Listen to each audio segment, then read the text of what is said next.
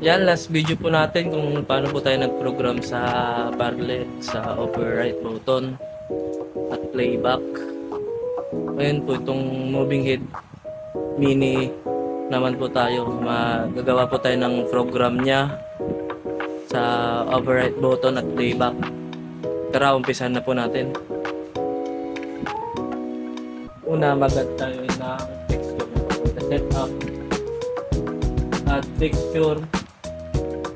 Texture, moving head 100. Nagsimula pa ako sa tattoo 3. Tapos sunod yung 49. Ngayon, papailawin natin siya. Click natin yung dalawa. Glimmer. Yun niya. Strobe. Color niya,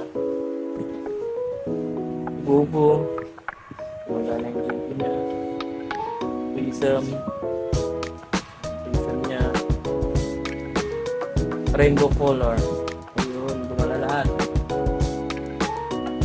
Ngayon, punta tayo dito sa may record 500 natin yung lahat. Gagawa muna tayo ng preset na moving niya. Hindi natin yung moving head. Yan. Pag spare, yan lang. Tapos on po natin siya. On. Dimmer niya.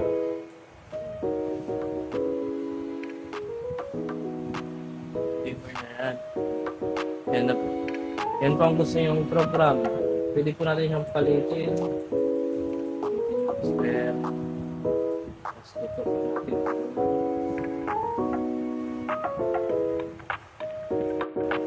Pag-isin. Isan natin.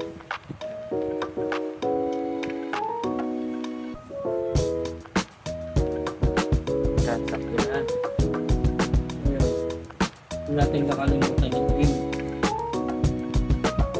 May green na natin at na natin dito at tapos save.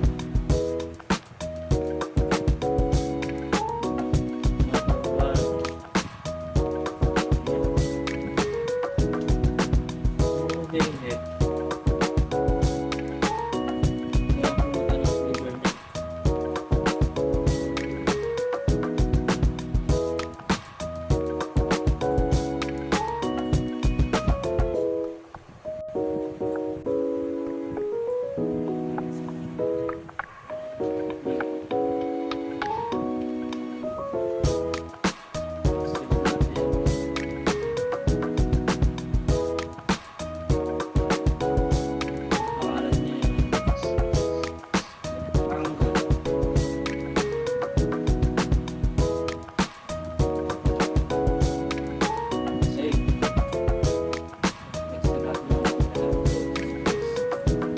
Sa may playback.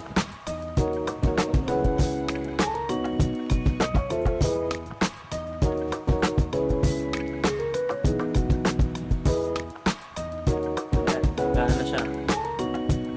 Pagkabilisan natin. Ayan. Lakal.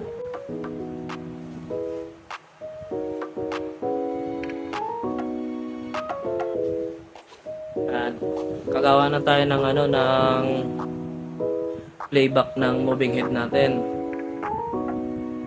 Sa next video natin, pagsasabayin natin yung playback ng beam at sa may override button. Kung paano gumana, kung isang pindot lang natin mag-change color, isang pindot lang natin mag-freesum, isang pindot lang natin mag-strobe. Abangan nyo po ang ating next video po. Sana po supportan niyo po ang ating Facebook page at YouTube channel.